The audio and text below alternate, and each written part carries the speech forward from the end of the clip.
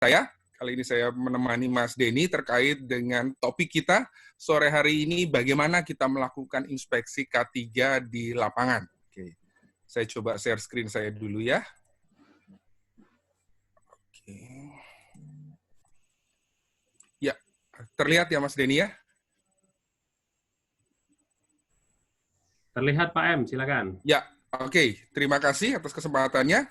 Oke. Perkenalkan, saya Manuel Eko Haryanto. Mungkin kalau rekan-rekan lihat di atas, saya kurang lebih 16 tahun menjadi praktisi K3, kurang lebih 334 kali saya membawakan public maupun in-house training, kurang lebih melakukan 69 kali audit, dan 2 kali saya bertugas sebagai asesor. Oke. Kita mulai terkait dengan inspeksi K3 di tempat kerja.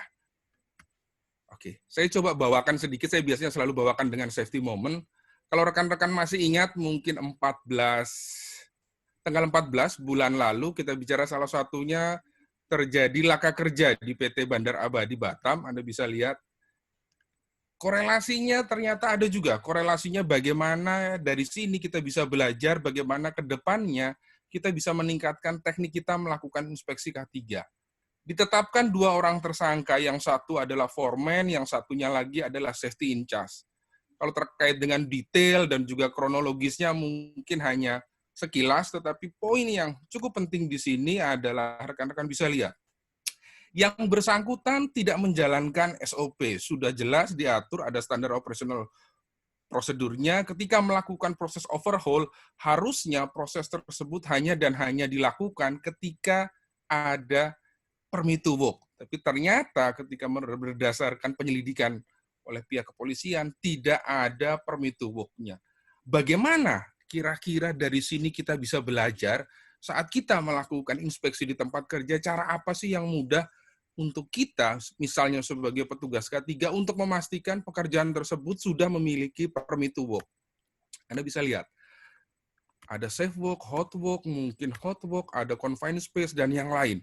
Ada begitu banyak sekali permit yang ada. Saya sharing salah satunya yang dilakukan di ADM. Mereka punya namanya control board untuk kita bicara bagaimana ketika di situ ada pekerjaan, dengan mudah dia punya permit to work-nya akan ditempelkan di situ. Dari pemberi kerja kepada pihak kerja, siapapun yang ada di situ akan melihat, oh, pekerjaan yang ada di situ kira-kira sudah memiliki izin kerja atau belum ya. Kurang lebih hal yang lain juga diberlakukan di beberapa tempat yang saya lihat. Jadi dengan ini secara visual akan sangat mempermudah kita ketika kita melakukan inspeksi, terlepas nanti kita akan lihat lebih dalam isi detail daripada permit to work, tapi kita bisa memastikan bahwa pekerjaan dilakukan hanya dan hanya ketika ada permit to work.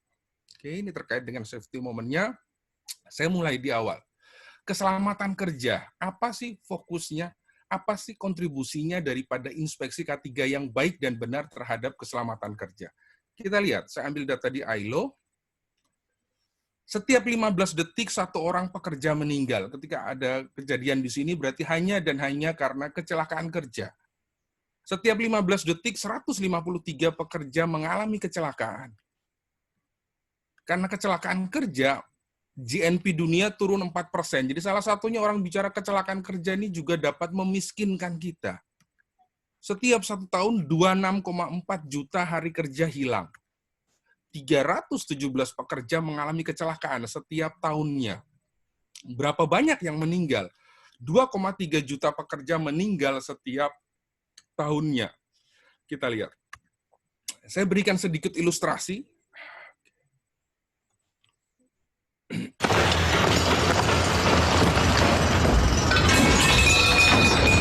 This could be Kyung, father of 2. This could be Gary, newly married. This could be Sunil, only child. This could be you, if you ignore safety practices. Every day, 30 people are injured at work. Every week, 1 dies. korelasinya apa? Kita bicara tadi ketika bekerja di konstruksi, terutama bekerja di ketinggian, kita pasti sudah paham terkait dengan fall protection system. Nanti kita bicara apakah itu fall prevention, apakah itu fall arrest. Nanti rekan-rekan bisa bicara apakah itu perseorangan maupun kolektif.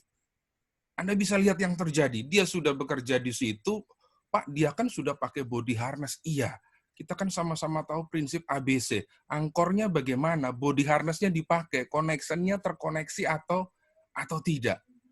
Kan sudah ada guardrail. Iya, Anda bisa lihat seberapa kokohnya guardrail-nya. Sudahkah dilakukan inspeksi terkait dengan guardrail-nya? Pak, dia kan baru datang. Anda bisa lihat ada begitu banyak sekali pipa-pipa yang berserakan. Bagaimana terkait dengan housekeeping-nya? Bagaimana shift sebelumnya melakukan inspeksi kerjanya? Di dalam bekerja kita tidak boleh melakukan asumsi. Kenapa kita tidak boleh melakukan asumsi? Karena kita bukan superhero. Anda bisa lihat. Kalau kita termasuk Avengers, Spider-Man, Captain America, dan yang lain, mungkin hal tersebut tidak akan terjadi. Tapi karena kita bukan superhero, Anda bisa lihat. Ketika kita misalnya melakukan pembersihan kaca, Anda bisa lihat. Kan banyak sekali kita bicara gedung-gedung bertingkat di mana kacanya mungkin harus dibersihkan secara manual. Anda bisa lihat. Minimal yang bekerja di sini adalah dia paling tidak dia memiliki sertifikat. Di sini kategorinya adalah TKPK, tenaga kerja pada ketinggian, minimal dia level 1. Anda bisa lihat. Ketika melakukan untuk pertolongan biasanya TKPK level 2. Kita butuh skill, kita butuh kompetensi. Goalnya tetap sama agar kita bisa bekerja dengan aman dan selamat. Kita lihat bagaimana kehidupan sehari-hari daripada seorang HSE officer. Kita lihat ada begitu banyak sekali pekerjaannya. Oh iya Pak, kemarin disuruh untuk pasang safety sign. Oh iya Pak, kemarin sudah ada pengumuman terkait dengan daftar peserta proper. Berarti kami harus input data simple baik air, udara maupun limbah B3. Iya Pak, kami harus urus permit to work, mau itu confined space, work at height, ataupun hot work permit. Manifest limbah B3, rekan-rekan cocokkan lagi kode limbahnya sesuai nggak ya? Transporternya yang datang memiliki atau tidak perizinan dari Dirjen Perhubungan Darat. Pak, kami harus rapat P2K3 1 bulan 1 kali. Belum lagi HIRA DC yang harus direview. Sudah sesuai belum probability maupun severity-nya? Anda bisa lihat, laporan P2K3 setiap 3 bulan harus melaporkan. Pelaporan kecelakaan mulai dari near miss, LTI hingga fatality. Rekap man hour Pak, untuk kami dapat menemukan insiden rate-nya. Review stok APD, jangan sampai ketika operator meminta safety glasses ataupun apron, stoknya tidak tersedia. Update izin peralatan, mungkin rekan-rekan punya hose, punya bejana tekan, punya tangki timbun, sudah jatuh tempo belum izinnya? Induksi K3LL di beberapa tempat, bahkan yang memberikan induksi masih harus petugas K3. Review daripada PQ kontraktornya, sebagai salah satu tahap di dalam kontraktor safety management system. Mengukur kebisingan pencahayaan dan yang lain. Melakukan drill tahunan. Baru salah satunya adalah inspeksi. Anda bisa lihat, inspeksi ini menjadi satu di antara begitu banyak sekali tugas yang menumpuk yang ada di HSE. Makanya kadang-kadang orang bilang orang HSE ini kalau kerjanya pasti all out, kadang-kadang mirisnya ketika ditanya gaji, gajinya all in. Kita bicara bagaimana kami bisa melakukan inspeksi yang efektif dari kesemua begitu banyak pekerjaan ini. Kita lihat, apa saja sih kira-kira inspeksi K3 yang kita lakukan di lapangan? Pak, kami tiap bulan harus melakukan inspeksi terhadap APAR. Scaffolding juga, Pak. Karena mungkin dia sebagai supervisi scaffolding, dia harus inspeksi terkait dengan scaffoldingnya yang sudah diereksi. Inspeksi terkait dengan alat angkat-angkut, salah satu di sini mungkin forklift. Inspeksi terkait dengan alat pelindung diri, mungkin salah satunya adalah body harness. Hand tools, salah satunya adalah kita bicara inspeksi gerinda ataupun inspeksi area kerja. Anda bisa lihat. Salah satu tugasnya ada inspeksi, ada begitu banyak inspeksi yang dilakukan. Bagaimana goal kita agar inspeksi ini dilakukan tepat waktu dan efektif. Kita lihat. biasanya perusahaan pasti selalu punya key performance indicator. Trendingnya sekarang orang sudah mulai bicara tidak lagi KPI, KPI-nya di breakdown, kita bicara menjadi leading maupun lagging. Saya akan coba, apakah inspeksi ini menjadi salah satu atau tidak dari key performance indicator. Biasanya saya sharing kami masukkan pada leading indicator. Kita lihat bagaimana proses agar ini menjadi sebuah target. Inputnya pasti kita bicara dokumen yang harus selalu hidup adalah dokumen HIRA-DC atau rekan-rekan mungkin kenal dengan IBPR. Turun di situ ditetapkan menjadi target yang sifatnya harus smart. Top manajemen pasti ikut terlibat karena ada responsibility bahkan accountability-nya melekat di situ. Pekerjanya pun harus ikut memiliki, harus ada ikut berpartisipasi. Kemudian kita ukur seberapa sih tingkat keberhasilan daripada lagging maupun leading indikator yang sudah ditetapkan. Kita lihat apa saja sih leading indikator yang dapat berfungsi agar lagging indikatornya, goalnya pasti sama. Rekan-rekan pasti mengarahkan pada tidak terjadinya kecelakaan, mencegah tempat kerja yang bebas cedera maupun penyakit akibat kerja. Manajemen tim visibility, targetnya 100%. Nanti kita ulas lebih detail. HSE training, pencapaiannya mungkin 98%.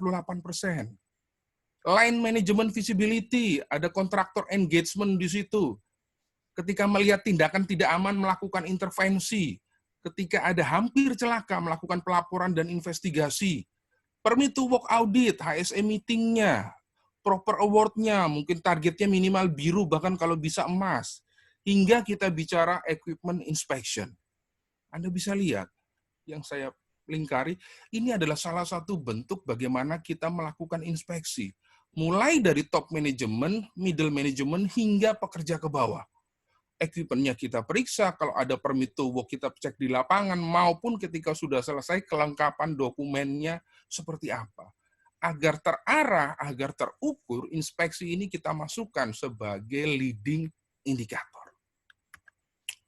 Definisi inspeksi K3 sebelum kita bicara lebih lanjut, apa sih yang dimaksud dengan inspeksi K3? Inspeksi adalah upaya deteksi dini untuk mengkoreksi adanya potensi bahaya, di mana ada kemungkinan menimbulkan kecelakaan. Hal yang sama kurang lebih, ketika saya ambil dari Bird and Germain, kurang lebihnya sama. Dia melihat tempat kerjanya sudah aman atau belum ya? Ada nggak potensi bahayanya? Apa saja mungkin tindakan tidak aman ataupun kondisi tidak aman? Dari sini kita lihat apa tindakan koreksi, tindakan perbaikan kita yang efektif agar kondisi tidak aman tersebut tidak terulang kembali. Oke, kita lanjutkan. Tujuan inspeksi K3 menarik sekali. Di bawah, courtesy daripada Indosemen. Jadi mereka melakukan namanya safety walk. Di tahun ini mereka rubah namanya safety conversation. Jadi tidak hanya melakukan inspeksi, tapi juga ada diskusi. Yang melakukan adalah levelnya BOD, Board of Director-nya dia melakukan ke bawah, dan akhirnya ketika top manajemen melakukan, bagusnya line manajemen yang ke bawah pun akan melakukan sama. Saya misalnya sharing seperti ini. Ketika misalnya taruhlah tadi Anda bekerja di ketinggian, tidak menggunakan full body harness, ketika yang bicara itu safety man, yang bicara itu HSE, itu hal yang biasa. Karena itu memang mereka dibayar untuk itu. Tapi ketika yang bicara adalah direktur, mungkin presiden direktur, bobotnya pasti berbeda. Oh, ternyata presiden direktur saja saya paham. Bagaimana hal itu akan mendorong yang bawah untuk lebih giat berpartisipasi. Kita lihat, apa saja tujuan daripada inspeksi K3? Kekurangan sarana kerjanya seperti apa yang bisa diperbaiki. Ketika naik turun menjangkau area yang lebih tinggi, kira-kira digunakan tangga yang baik atau tidak ya? Perilaku kerjanya bagaimana?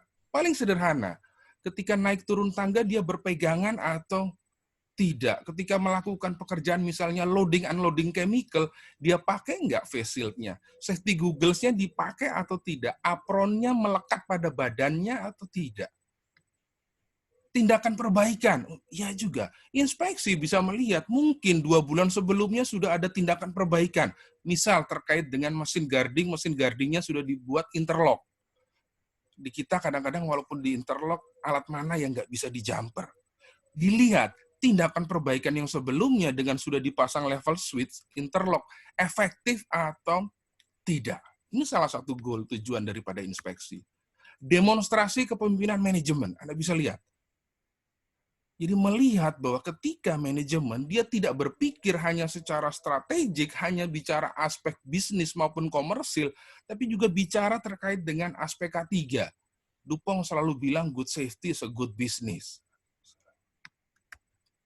Partisipasi pekerja, tentu harus ada buy-in-nya. Ketika dari atas sudah menunjukkan komitmennya, di bawah pun akan menyambut. Jadi tidak hanya top down, tapi juga bottom up. Dan goalnya pasti sama, lingkungan kerja yang aman, bebas cedera maupun penyakit akibat kerja. Kita lihat, Pak Inspeksi ini kan ada begitu banyak. Kita coba bagi, paling gampang, paling sederhana, kita bagi berdasarkan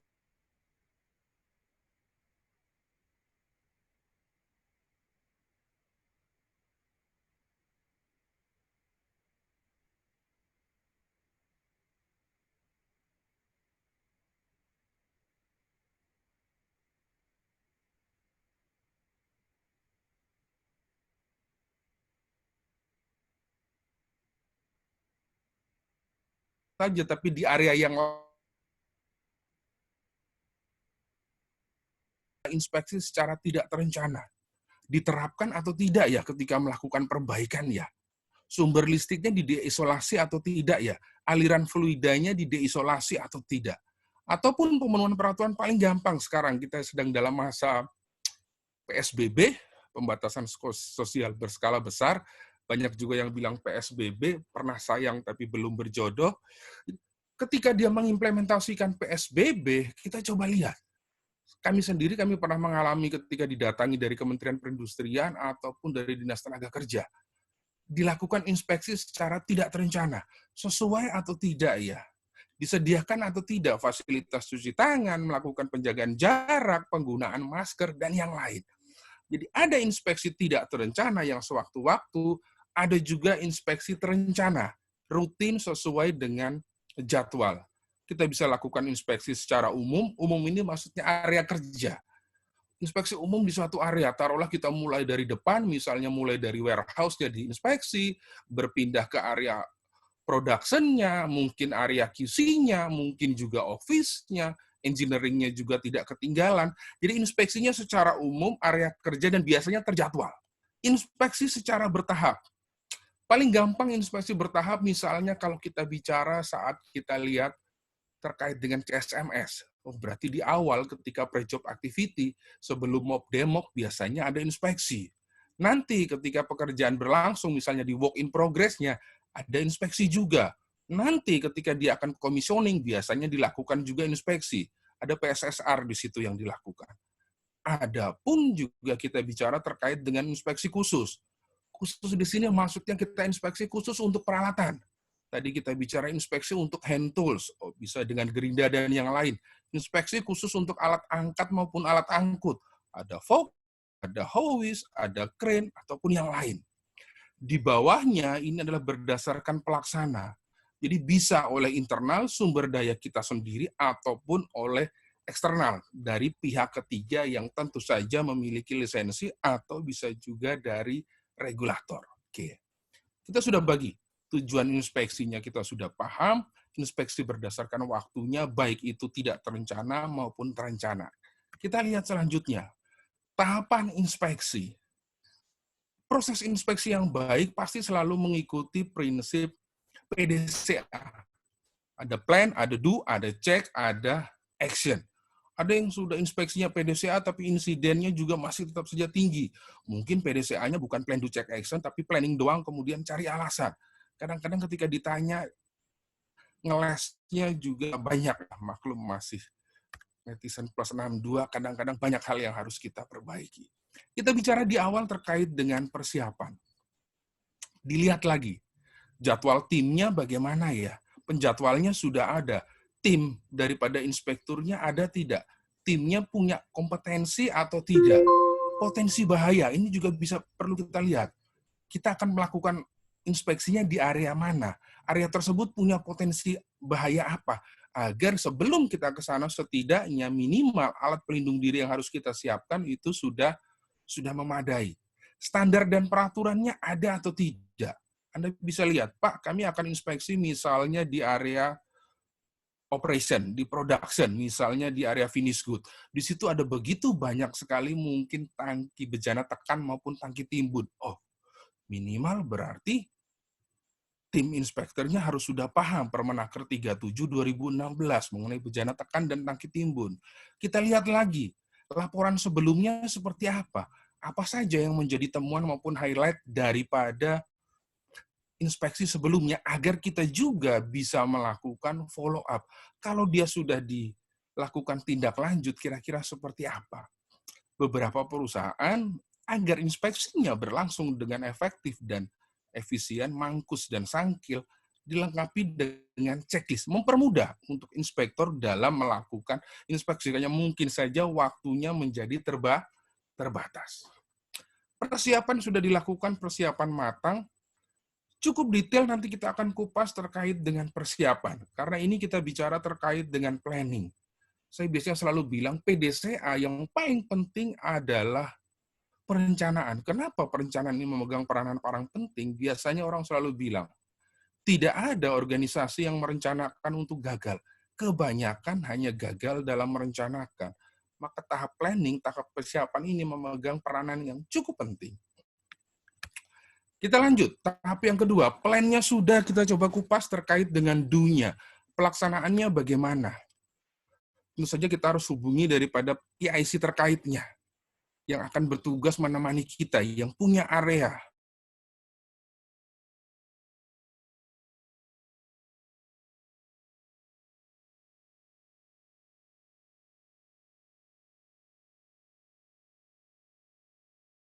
Kecelakaan, penyebab langsungnya lebih banyak karena tindakan tidak aman. Kita periksa sesuai dengan checklist tadi, kan kita sudah dibagikan checklist, pastikan checklistnya kita fungsikan dengan baik dan benar. Pada beberapa temuan ketika dirasa harus dilakukan perbaikan saat itu juga kita lakukan. Beberapa mungkin rekan-rekan terkenal dengan istilah kami bilangnya stop, call, and wait. Ketika kita lihat, kita stop, kita panggil pihak yang berwenang, dan kita tunggu perbaikannya oleh pihak tersebut. Plan do-nya sudah, kita lihat ceknya apa. Output-nya pasti dari pelaksanaan inspeksi, kita butuh adanya laporan. Nama departemen yang kita lakukan inspeksi apa, areanya, siapa saja yang ikut, kita buat juga catatan ringkas mengenai kesesuaian dan ketidaksesuaian. Sering sekali orang fokusnya pada ketidaksesuaian sehingga kadang-kadang kita lupa untuk memberikan apresiasi yang sudah sesuai apa. Kita tuliskan nama person in charge-nya, nanti saya berikan formnya, kita coba lihat. Person in charge, namanya juga PIC, berarti sebisa mungkin yang rekan-rekan tulis di situ adalah nama orang. Jangan nama departemen, biar sense of belonging-nya, rasa memilikinya, bahwa dia yang harus melakukan follow up. Belum tentu dia yang mengerjakan, tapi dia yang punya kuasa, dia yang diberikan kepercayaan untuk melakukan tindak lanjut. Dan tidak kalah pentingnya ditulis due date. Ketika kita tulis due date, biasanya ada yang tulis end of May, end of June. Kami biasanya menghindari hal-hal seperti itu. Ketika kita bicara due date, kami harus tulis tanggal, bulan, dan tahun. Kalau ditulis end of May, Mei itu kalau tanggalnya bisa sampai 40, orang biasanya akan mengerjakan ketika sudah last minute. Kalau bisa tarsok. Jadi sebisa mungkin ada tanggal, ada bulannya. Kita lihat, plan, do, check-nya sudah, kita lihat terkait dengan action-nya. Berarti untuk action kita butuh tindak lanjut. Tindakan perbaikannya apa, kemudian kita evaluasi. Sesudah ditindaklanjuti efektif atau tidak. Oke, terkait dengan PDCA-nya sudah kita kupas. Selanjutnya, ini tadi yang paling penting ketika tahap pelaksanaan. Hasil daripada inspeksi akan sangat bergantung pada seberapa kompetenkah daripada kita punya inspektur. Inspektur ini kan kita lihat sebagai SDM, sumber daya manusia. Kalau dia tidak bisa memenuhi beberapa hal ini, mungkin bukan lagi sebagai sumber daya manusia, tapi sumber manusia tak berdaya. Itu yang tidak kita inginkan. Kita lihat, ada 4 hal pokok, apa saja yang harus dipahami oleh seorang inspektor yang baik. Pengetahuan yang menyeluruh mengenai tempat kerja. Jadi dia harus paham mengenai tempat kerja, tidak hanya areanya, jadi dia bisa memahami secara bisnis proses mappingnya itu seperti apa di tempat kerjanya. Minimal dia cukup familiar dengan tempat kerjanya.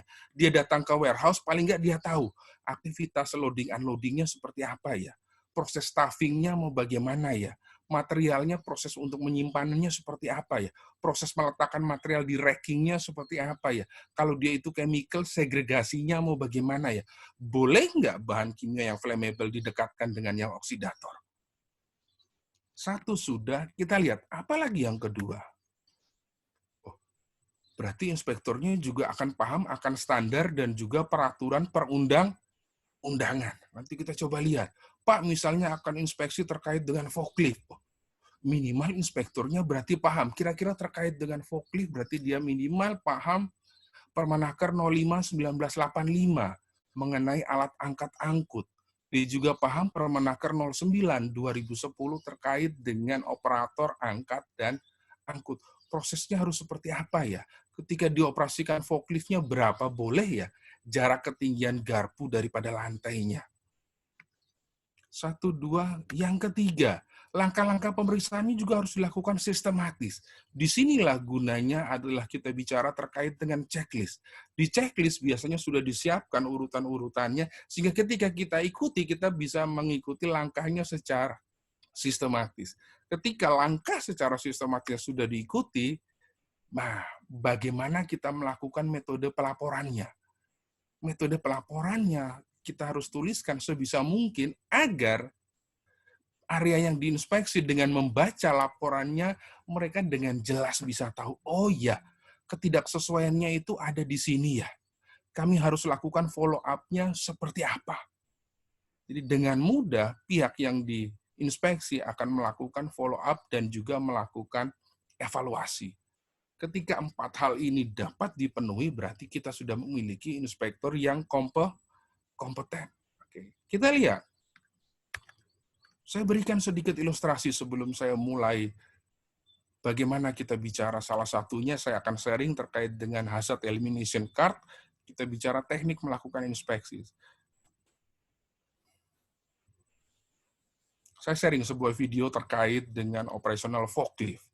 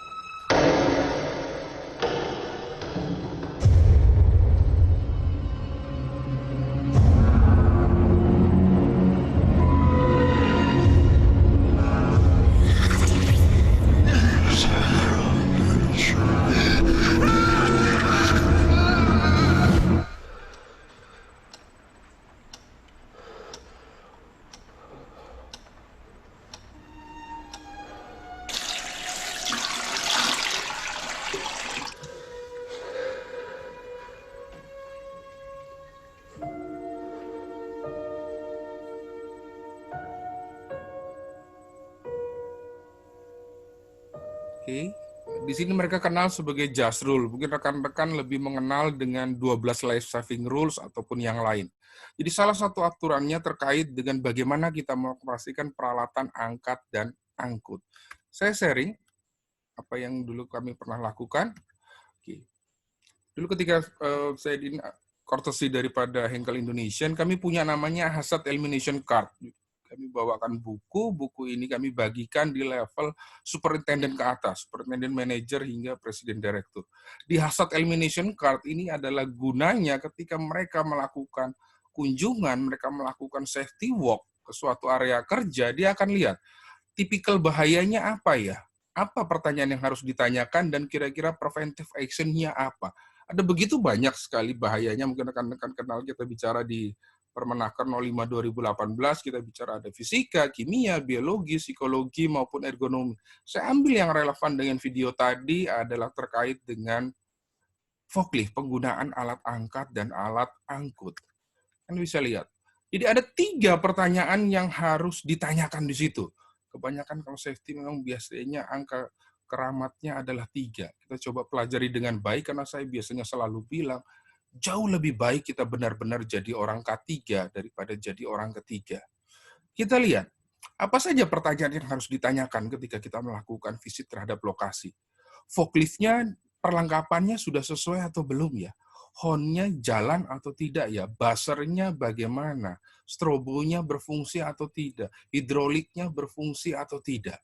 Peralatannya sudah sesuai, kita lihat lagi man behind the wheel-nya. Drivernya terlatih atau tidak ya. Drivernya memiliki atau tidak lisensi K3 sebagai operator angkat dan angkut. Nanti tinggal dilihat. Pak, ton kami kapasitasnya misalnya 7 ton. Oh, berarti untuk lisensi petugas K3, operator K3 angkat angkutnya level 2 saja cukup.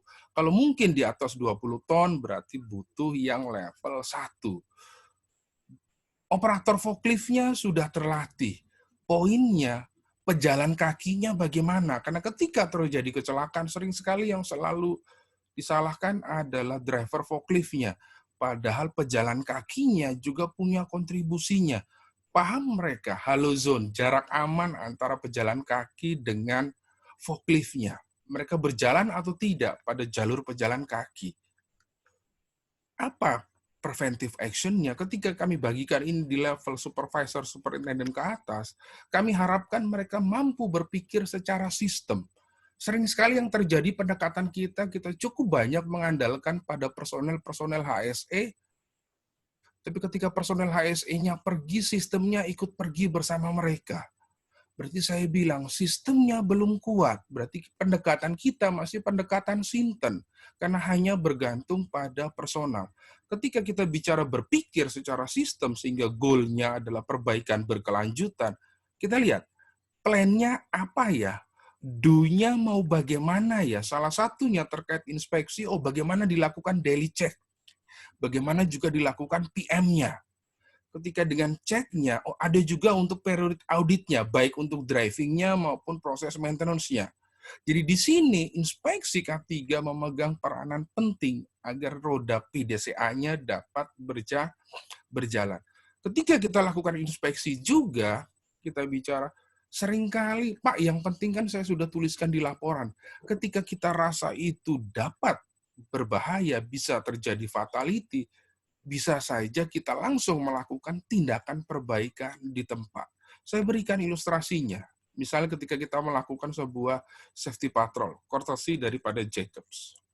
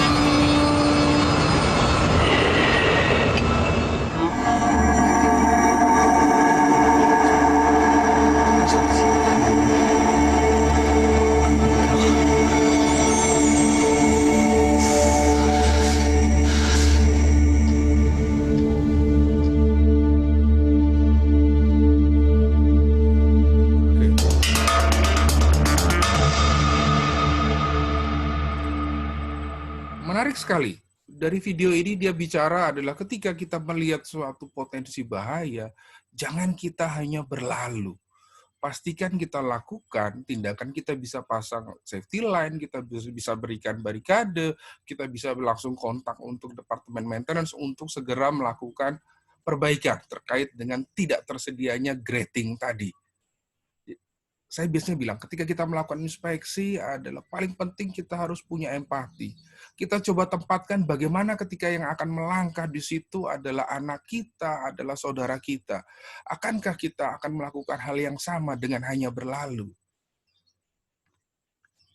Kita lihat, tidak kalah pentingnya kita bicara laporan inspeksi, karena ketika persiapannya sudah matang, persiapannya sudah apik, tetapi ketika saat pelaksanaan laporannya tidak sesuai, mungkin output-nya pun juga tidak akan seapik itu. Kita lihat terkait dengan laporan inspeksi. Ada hari, ada tanggal, dituliskan waktu, kalau memang shift, dituliskan shift-nya, biar jauh lebih detail, biar nanti ketika proses follow up-nya juga jauh lebih mudah. Dituliskan nomor, dituliskan lokasi, temuannya tadi misalnya tidak terpasang grading-nya di platform dengan baik, tindakan perbaikan. Tindakan perbaikan bisa ada tindakan perbaikan yang hanya harus dilakukan saat itu, atau tindakan perbaikan yang mungkin butuh jangka waktu maupun butuh inspeksi. Menarik sekali di sini dia tuliskan dasar inspeksi.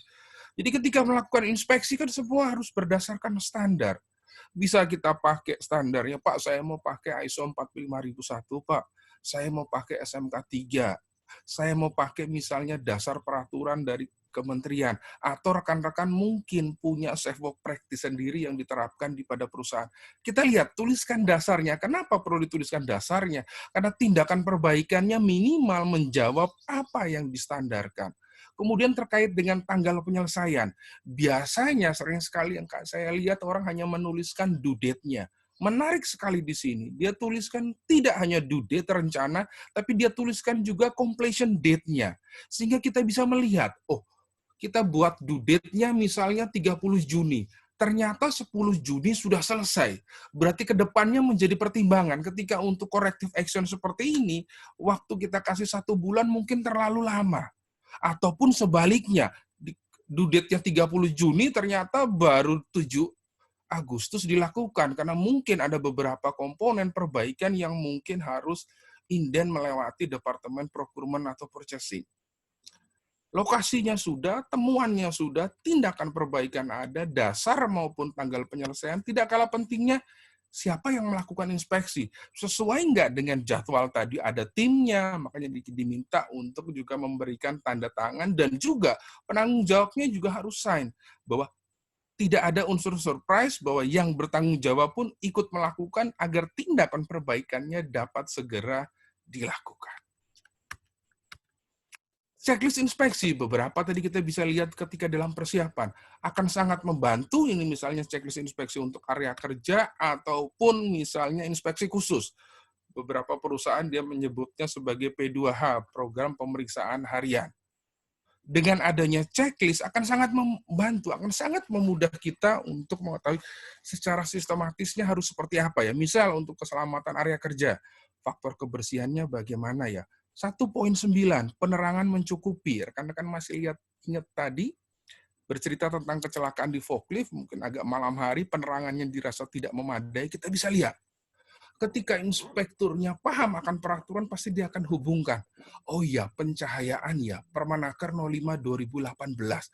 Pencahayaannya kira-kira untuk area inspeksi yang membutuhkan ketelitian tinggi, 300 lux cukupkah? Atau bahkan mungkin minimal harus di 500 lux. Kita lihat lagi, ada formulir misalnya pemeriksaan untuk kendaraan besar. Ada light vehicle, ada yang lain. Kita bisa lihat, alat pelindung dirinya bagaimana ya, kondisi komponennya seperti apa ya, cek level olinya dan airnya seperti apa, nama pengemudinya ada, koordinatornya ada, tanda tangan yang inspeksi ada, agar ada 4I principle di situ, agar sama-sama mengerti, karena goalnya adalah bagaimana antara yang melakukan inspeksi dan yang diinspeksi standarnya sama-sama naik.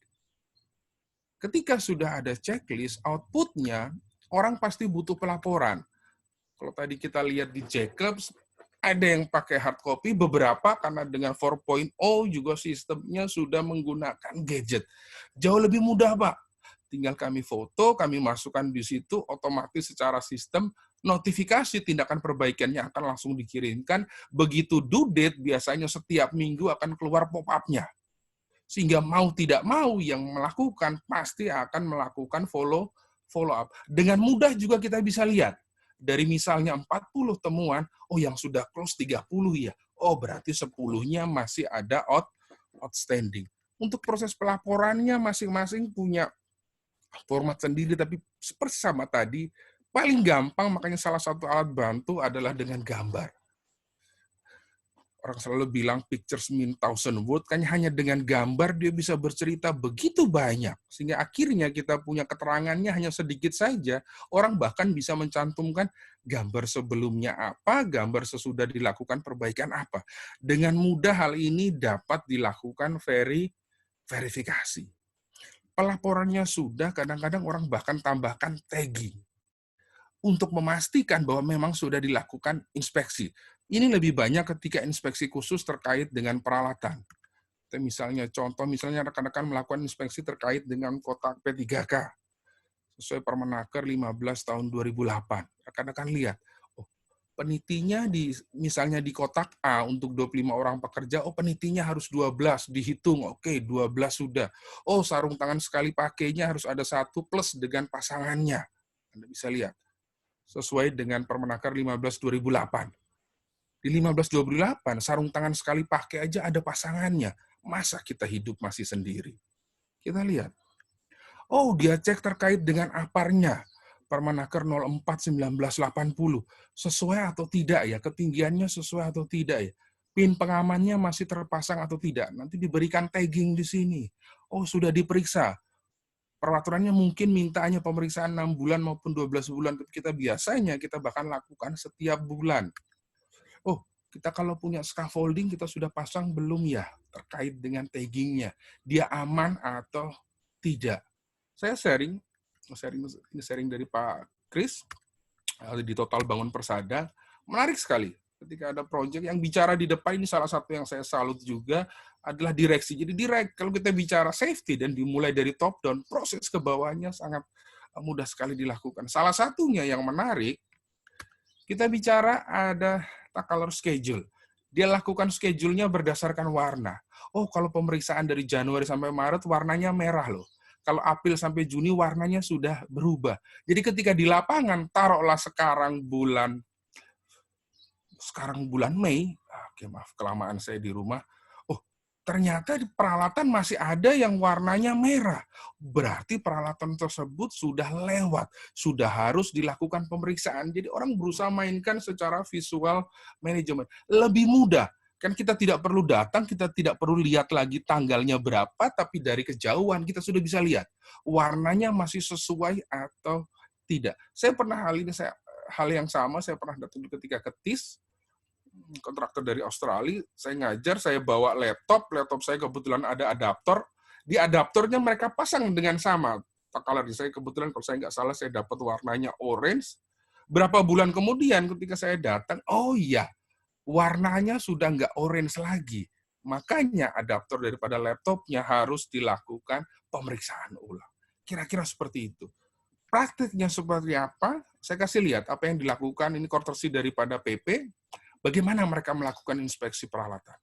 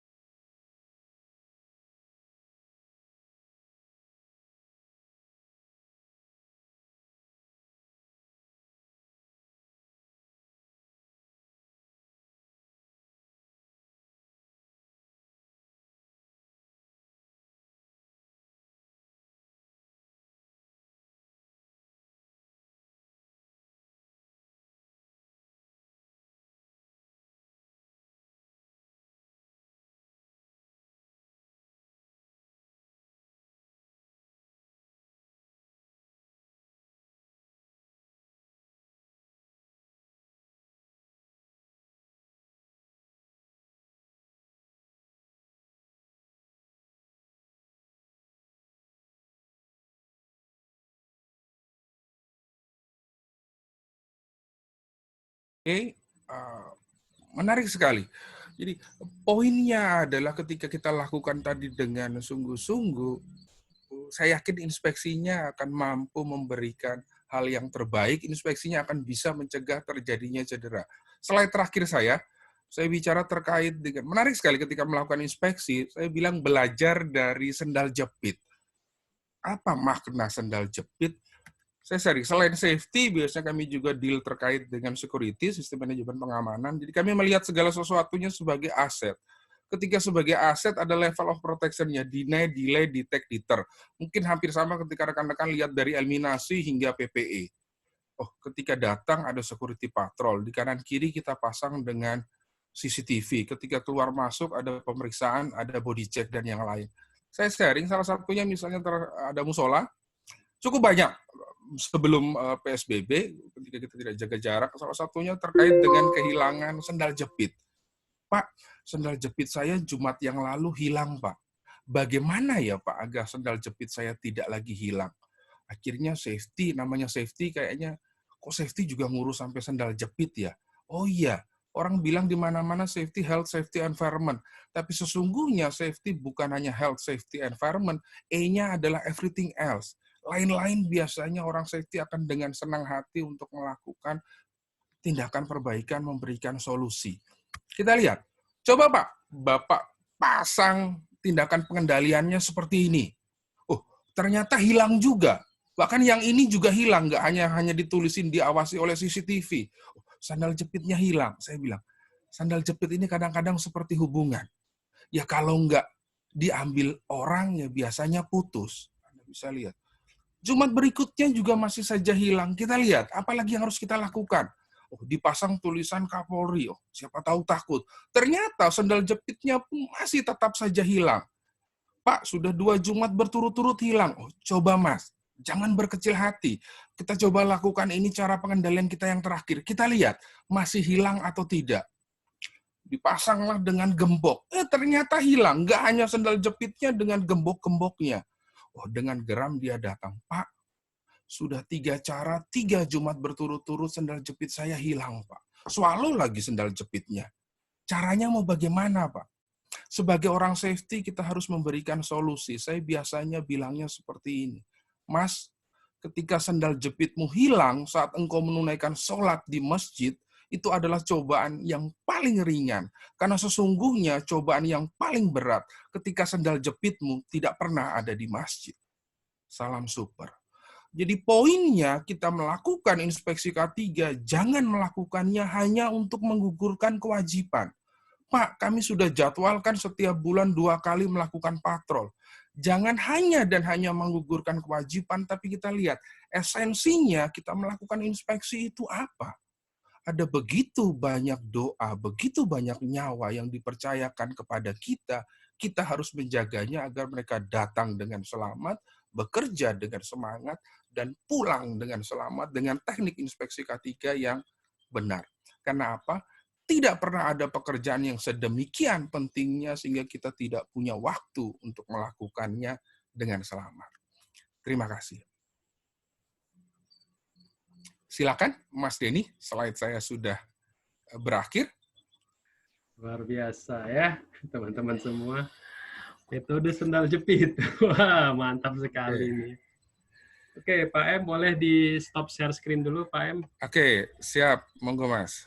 Oke, sebelum kita masuk ke sesi pertanyaan, saya juga menginformasikan ke teman-teman semua, mengingatkan lagi kalau misalkan besok, teman-teman semua, oke, sebelum besok, ke atas dulu ya. Oke, untuk pengambilan e-certificate, silakan ke Mbak Riri ya. Jadi untuk topiknya Pak M ini ke Mbak Riri di 085779068455. Untuk pelatihan ahli K3-nya, silakan ke Ibu Made ya. Follow juga Instagram kita @mediatama dan Facebook kita Tama Media Tama Sertifikasi. Dan YouTube kita insya Allah nanti ada videonya. Kalau jadi bagus kita masukkan ke YouTube, tapi kalau agak ini goyang kita harus edit dulu. Oke, teman-teman semua, teman-teman bisa download Mika Pro, semua modul kita udah upload di sini, webinar-webinar sebelumnya. Terus besok Senin, insya Allah juga kita ada materi tentang sistem manajemen mutu di dunia otomotif dengan Pak Supadi ya, mantan dari konsultan dari Neville Clark. Terus insya Allah juga di hari Selasa tanggal 19 Mei ada Pak Suhatman Ramli ya, How to be Safety Manager ya, jam 10. Hari Selasa sorenya kita belajar dengan K3 Peranca dengan Pak Reza Hussein. Lalu hari Rabunya sorenya kita belajar bagaimana cara membuat laporan K3 konstruksi dengan Pak Wahyu Laksono, salah satu praktisi K3 dan HSE Manager kontraktor konstruksi juga. Lalu hari Kamisnya ada 2 nih teman-teman, boleh ikut communication skill tuh di paginya, lalu sorenya dengan Pak Dr. Sujoko Kuswaji baru juga confirm tadi, barusan telepon. Ini yang terkait dengan Pak M juga tadi ada disampaikan, menyinggung-nyinggung juga terkait dengan loto, tapi kita akan bahas tuntas loto itu seperti apa dan safety sign itu seperti apa. Hari Sabtunya kita belajar mengenai pemeriksaan kesehatan kerja di tempat kerja. Oke ya, full ya sampai dengan Lebaran ya. Oke, Pak M, kita akan bahas materinya. Cuma tadi sebagai informasi juga, saya tadi sempat mati lampu ya, jadi saya langsung obrak-abrik hilang semua yang. Jadi kalau pertanyaan yang sebelum jam 3.28 itu saya belum bisa baca, jadi mungkin nanti teman-teman yang sudah bertanya sebelum jam 3.28 PM, coba ditulis lagi di Q&A-nya, dikopas lagi biar saya bisa baca. Oke, kita buka dari Pak Febrio Reksandi. Di tempat bekerja sebagai kontraktor mempekerjakan sekitar 30-40 tenaga kerja dan petugas K3-nya 1 orang saja. Pelaksana pekerjaan tersebut adalah kontraktor itu sendiri tanpa subkon. Wajibkah melakukan inspeksi? Jikalau harus inspeksi, siapa yang melakukan inspeksi? Karena mengingat ini cuma 1 orang nih, petugas K3-nya. Silakan Pak M. Ya, terima kasih sekali. Jadi ketika kita bicara apakah inspeksi ini menjadi wajib, ketika kita bicara dalam sistem, saya selalu bicara inspeksi adalah memegang hal yang hakiki. Jadi hukumnya bukan lagi sunnah, kalau tanya ke saya bilang hukumnya fardhu ain. Jadi hukumnya adalah wajib. Kenapa? Ketika kita sudah melakukan perencanaan, kita sudah melakukan pelaksanaan, kalau kita tidak lagi lakukan inspeksi, sesuai nggak ya dengan apa yang kita rencanakan ya? Oh, Pak, tadi kita bicara terkait dengan inspeksi gondola, inspeksi forklift, misalnya rekan-rekan punya body harness atau safety helmet, sesuai nggak proses pemeriksaannya? Jadi inspeksi menjadi suatu hal yang wajib dilakukan. Pak, saya kan hanya sendiri. Saya sharing di tempat kami, saya bicara 1 plan, kurang lebih karyawan beberapa ratus, kami hanya punya 1 orang safety. Apakah harus dilakukan? Iya. Dilakukannya ketika misalnya ini untuk proyek, kita biasanya ada mandiri, kontraktornya melakukan inspeksi self-inspection, kami bilang sendiri, tapi kita juga lakukan joint inspection. Jadi ketika ada joint inspection, misalnya HSE kami, dia dengan HSE ataupun safety representatif dari kontraktor, kita sama-sama lakukan inspeksi agar ada kesamaan pemahaman, agar dari HSE plan-nya yang di awal, yang sudah dijaminkan saat pre-job activity-nya, ketika work in progress-nya semua berjalan secara harmonis. Karena kadangkala di atas kertas itu begitu indah, tapi di lapangan tidak sesitu indahnya. Kadang-kadang seperti itu. Mungkin itu, Mas Denny. Oke, luar biasa ya. Jadi setiap perkataan Pak M ini ada pepatah-pepatahnya ya. Oke. Kebiasaan masalahnya. Kebiasaannya. Oke, dari Pak Eko Pangestu Wibisono, apa perbedaan antara HSE officer dan HSE inspektor, Pak? Apakah terkait dengan job desk-nya atau sertifikasinya? Nah, itu. Oke. Kita bicara, kalau mungkin terminologinya saya belum pernah lihat ada terminologi yang baku, ada yang bicara officer, saya sharing ya, pengalaman saya selama ini ada yang inspektor, ada juga bahkan yang bicara job title-nya permit to work coordinator. Kembali kepada ketika perusahaan punya, saya bilang di sini kemewahan, dia hanya punya namanya HSE inspektor. Job desk dia hanya melakukan inspeksi. Ada juga yang punya kemewahan permit to work coordinator. Job desk dia hanya melakukan pemeriksaan terkait dengan izin kerja. Apakah ada perbedaannya? Perbedaannya iya. Ketika dia bicara ada title, berarti job desk dia harus seiring dengan title. Pak, berarti ketika ada HSE inspektor, HSE officer-nya apakah tidak melakukan inspeksi? Buat saya, inspeksi ini menjadi bagian daripada tugas seorang HSE. Bagaimana dia bisa mencegah cedera, bagaimana dia bisa mencegah penyakit akibat kerja ketika dalam dia melakukan tugasnya tidak ada unsur inspeksi di situ. Jadi kadang-kadang lebih kepada terminologi sebuah perusahaan. Kalau dia punya HSE inspektor, buat saya itu suatu kemewahan. Jadi mempermudah, memperingan daripada beban seorang HSE. Buat saya seperti itu kira-kira, Mas. Oke, jadi tergantung dari perusahaannya yang membuat job desk dan penamaannya ya Pak M. Ya. Penamaannya, ya, dan juga memang skill-nya nanti harus disesuaikan. Ketika dia sebagai inspektor, berarti dia juga harus punya skill-nya. Paling gampang kita bicara inspektor itu trisula skill-nya. Saya selalu bilang yang pertama adalah kemampuan dia melakukan observasi. Karena semua paling gampang kita lihat secara visual. Kemampuan dia melakukan periksa dokumen, interview mungkin lebih pada proses audit, tetapi beberapa hal kadang-kadang butuh adanya interview, tetapi interviewnya amat sangat minim. Karena ini salah satu yang membedakan antara inspeksi dan audit. Mungkin kira-kira seperti itu, Mas Denny. Oke, ini juga dari Mbak Nuzul Sandria Sastra. Bagaimana terkait dengan stop card? Pada saat inspeksi itu ada yang harus kita mengeluarkan stop card. Itu penggunaan stop card itu standarnya kayak gimana sih Pak M? Nah, gitu. Oke, kita bicara pada saat inspeksi ada yang stop card, ada yang orang bilang SWA, Stop Work Authority, ada juga yang bilang SSWA, Self Stop Work Authority. Ketika kita bicara stop card, kembali kepada instansinya, yang paling terpenting adalah agar tidak ada abuse of power dan juga agar memastikan ketika seseorang itu memberikan stop card atau dia pakai untuk SWA-nya, dia berarti harus punya knowledge yang cukup, dia harus paham yang cukup, sehingga ketika dia melakukan memberhentikan, ada dasarnya. Hampir sama kalau Mbak Nur tadi bisa lihat, di form inspeksi, sebelah kanan dia selalu bicara ada dasar untuk inspeksi. Ketika kita melihat kondisinya berbahaya, kita bisa lakukan stop card, tapi pastikan kita punya know-how-nya. Karena kalau tidak, saya yakin pasti organisasi operation-nya bisa terganggu, kira-kira seperti itu. Ya, di beberapa tempat dia mungkinkan seperti itu. Ada yang pakai stop card, ada yang hanya tadi saya bilang stop, call, and wait. Ini lebih jamak, biasanya di perusahaan Jepang mereka kurang kenal stop card, mereka lebih kenal stop, call, and wait. Kira-kira seperti itu. Oke, nah ini juga nge-link juga dengan pertanyaan Mbak Irma Susanti. Ketika diinspeksi, contoh aja forklift, harus ganti ban, tapi karena haus dan expired. Tapi si manajemen itu nggak respon gitunya, nggak mau mengeluarkan budget tuh. Nah, jadi kita ini seperti apa nih? Apa yang harus kita lakukan? Oke. Seperti itu. Ini yang sering sekali ketika di lapangan mendera sekali personel HSE, sehingga akhirnya hal yang terjadi kok berulang terus. Saya bilang kadang-kadang personel HSE memang lelah. Tapi saya bilang jangan sampai Anda menyerah ataupun berbalik arah. Saya sharing apa yang biasanya kami lakukan. Saya pernah ada case, kami punya misalnya salah satu logistik service provider, dia provide kami dengan forklift, ternyata salah satu forkliftnya bannya sudah aus dan diperparah lagi, dia punya lisensi untuk operasional forkliftnya sudah expired. Kami ditunjukkan surat keterangan bahwa sedang dalam pengurusan.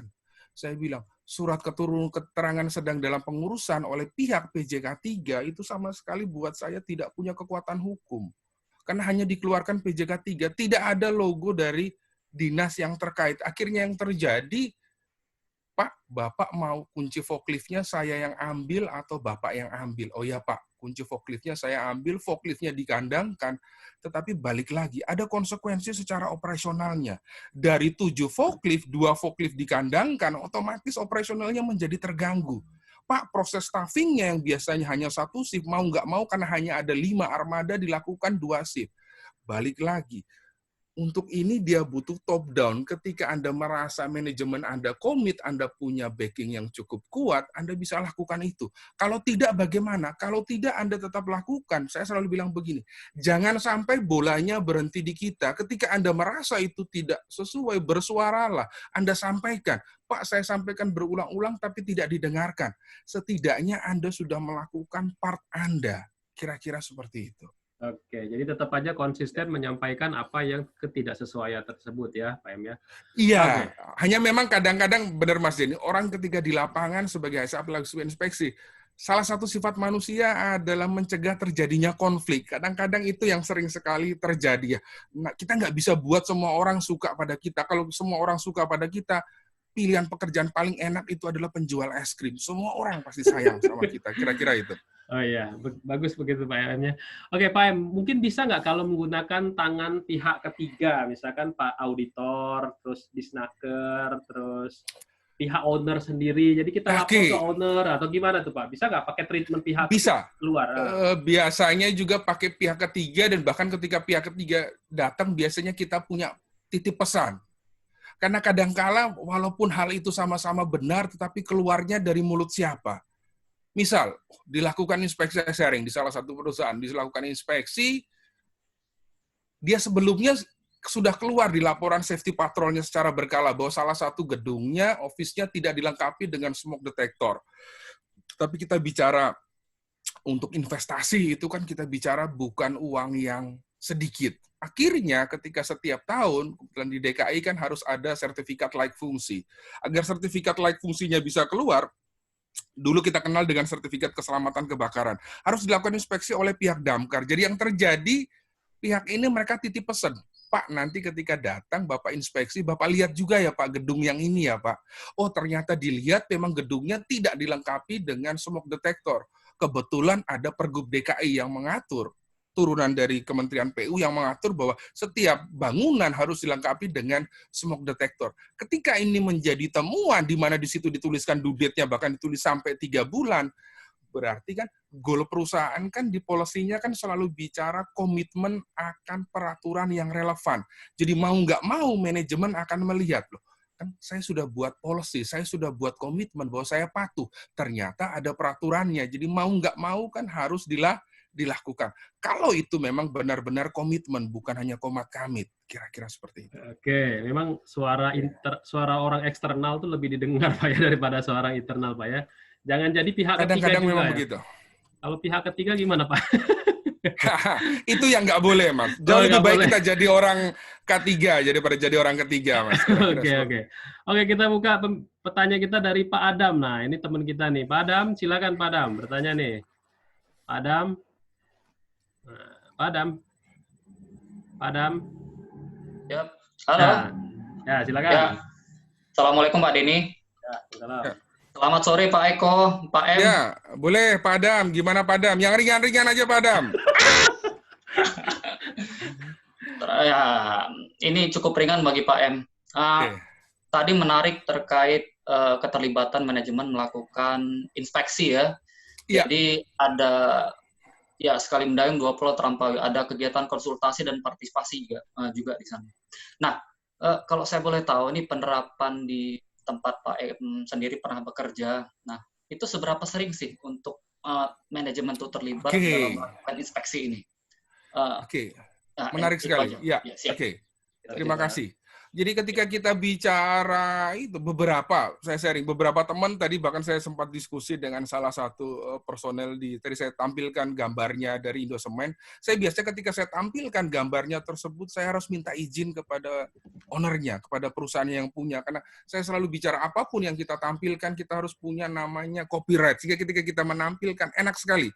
Kayak Mas Denny bilang kan ada copyright. Soalnya kadang-kadang orang bicara bukan copyright tapi right to copy. Atau ada juga yang bilang copy with pride. Saya sharing, Pak, di Indosemen Anda lakukannya seperti apa? Mereka bahkan saya salut sekali, kami bahkan belum sampai ke situ. Mereka untuk BOD-nya dipersyaratkan 3 kali setahun.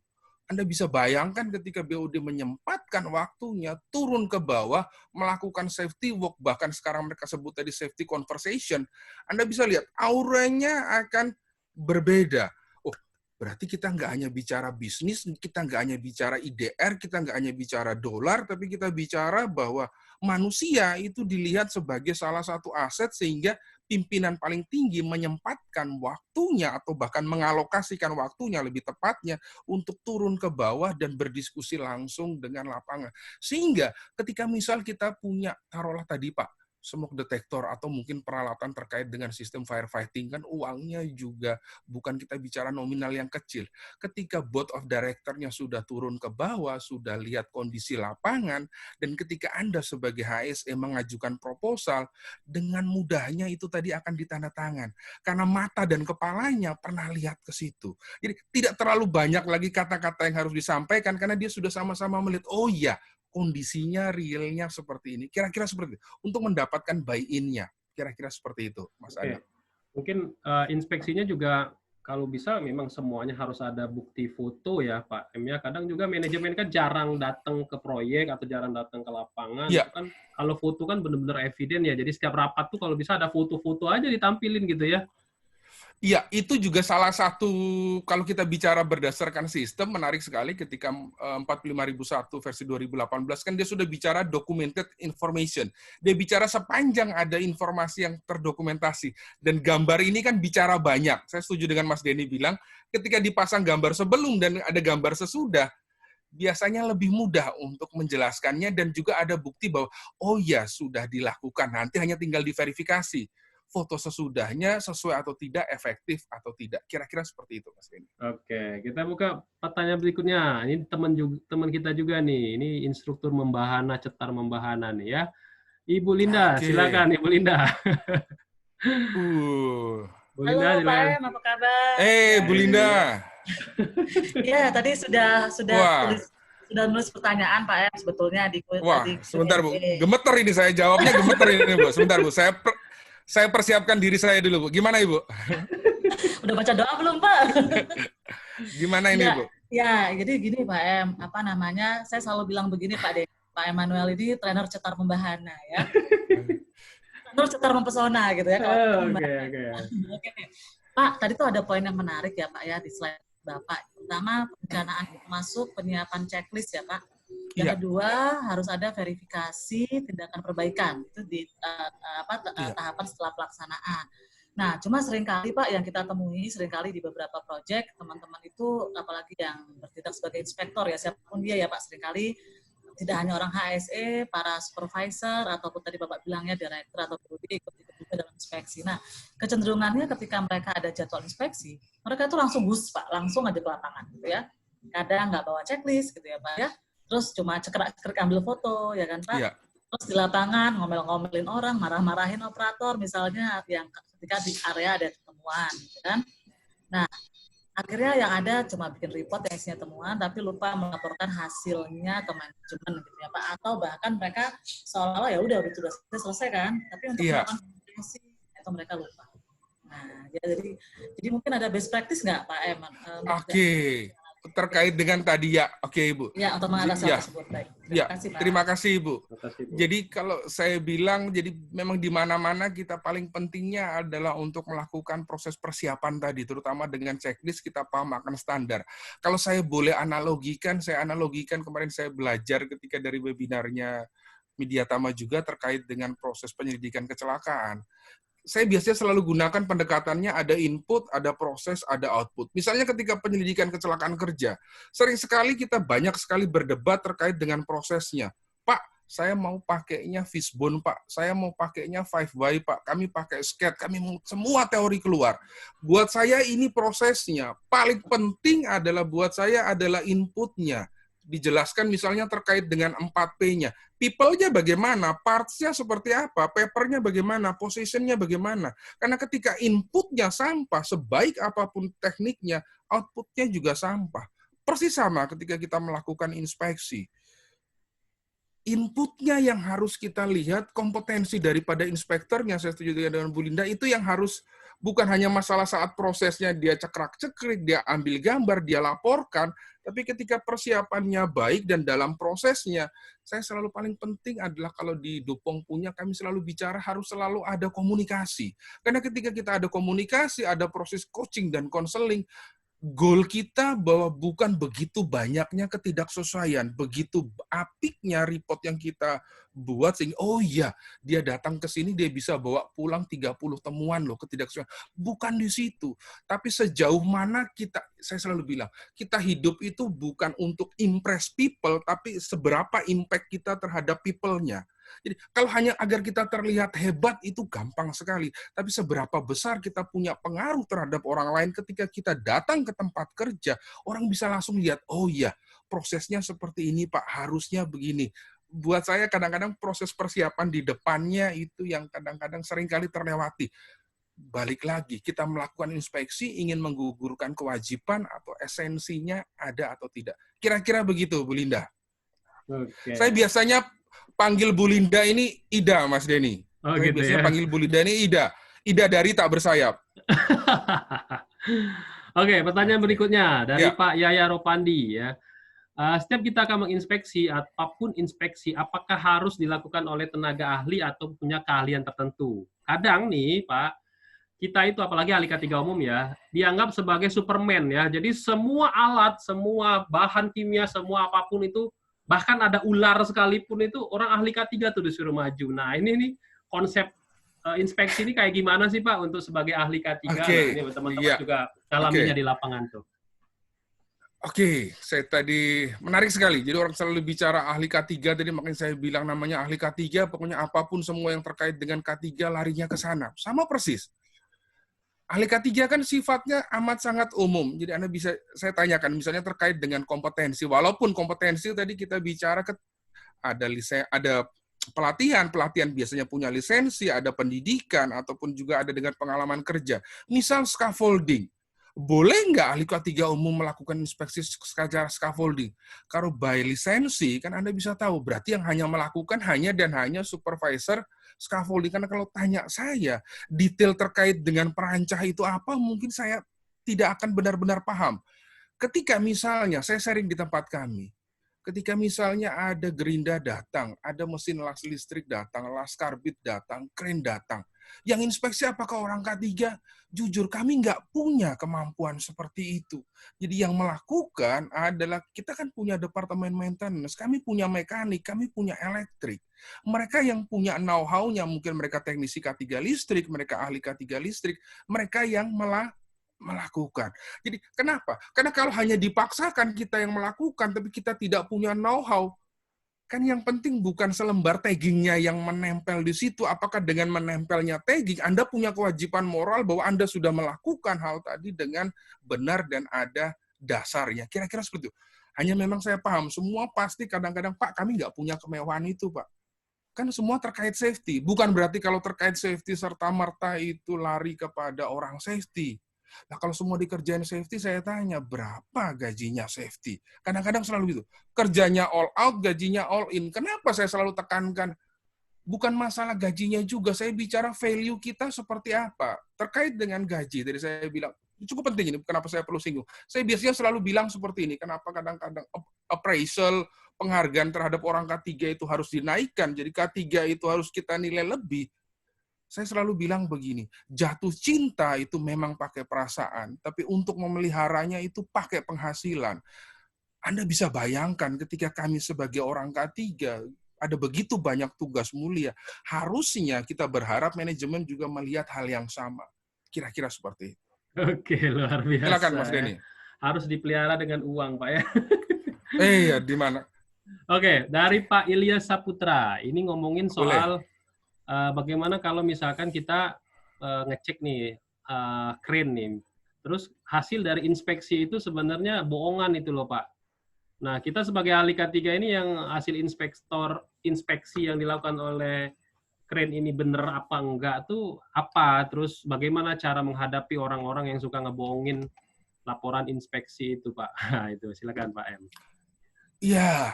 Tadi, makanya menarik sekali. Kadang-kadang kan memang mungkin yang melakukan pihak lain, tetapi tadi saya jelaskan tadi di salah satu, kita set itu sebagai key performance indicator, salah satu leading indikatornya terkait dengan misalnya equipment inspection. Kadangkala, bukan berarti setiap kali ada crane datang, kita verifikasi, kita sampai lihat sedetil itu. Sesekali kita perlu lakukan monitoring. Saya contoh, misalnya crane.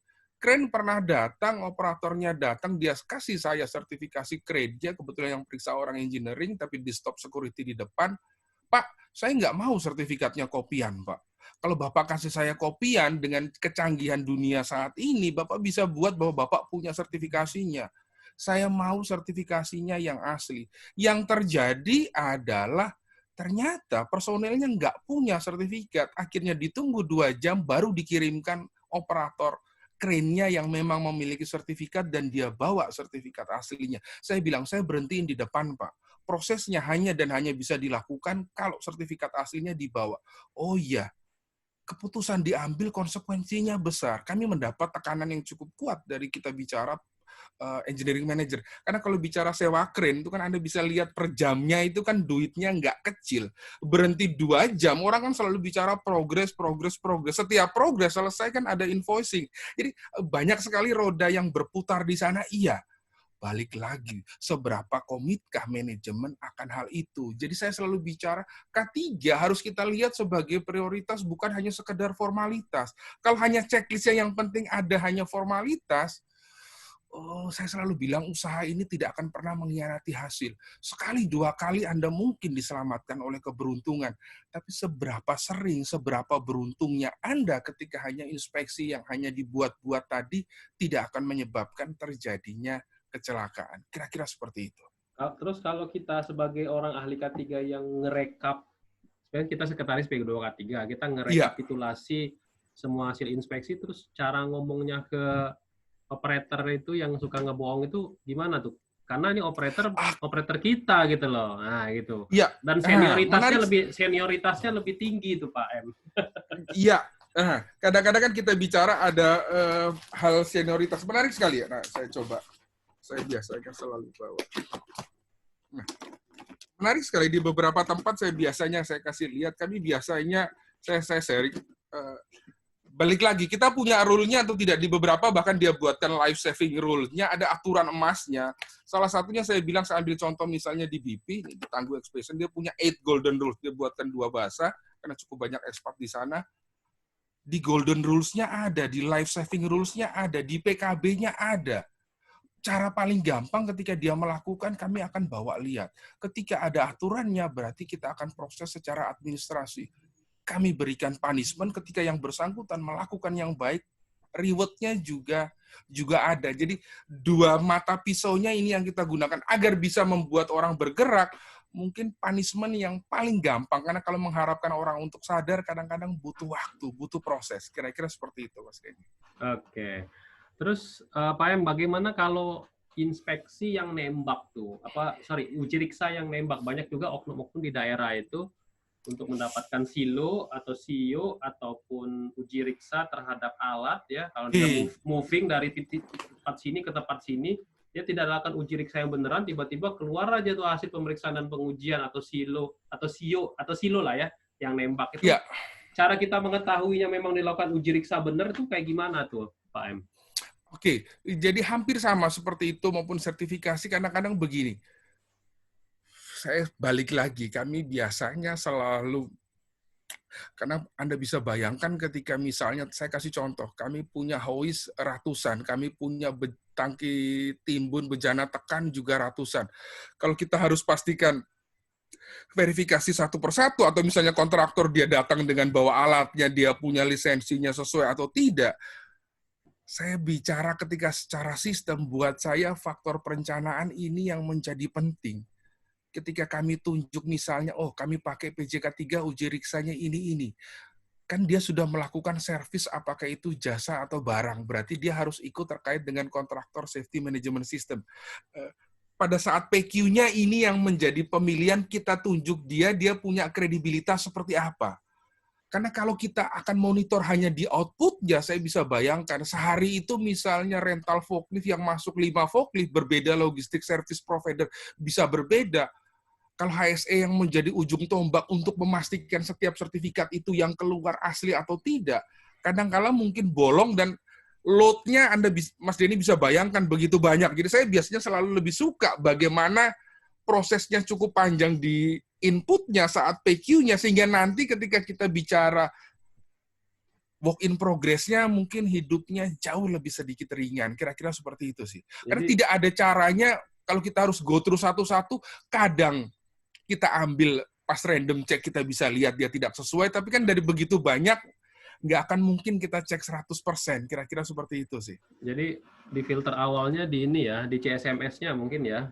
Iya, di PQ-nya kita benar-benar bisa tunjuk bahwa dia memang untuk uji riksa yang memang memiliki kualifikasi. Kira-kira seperti itu sih. Memudahkan ketika saat work in progress-nya, Mas Denny. Termasuk juga kalau ini, pengukuran lingkungan kerja, itu kadang juga yang untuk meriksa NAB itu kadang juga yang datang kadang bukan orang yang berkompeten untuk melakukan inspeksi. Kadang secara PQ, secara dokumen, mereka bener gitu loh Pak M. Tapi ketika yang datang ternyata orang lain gitu loh, karena alasannya orang yang dimasukkan ke dalam PQ tadi orangnya lagi sibuk gitu.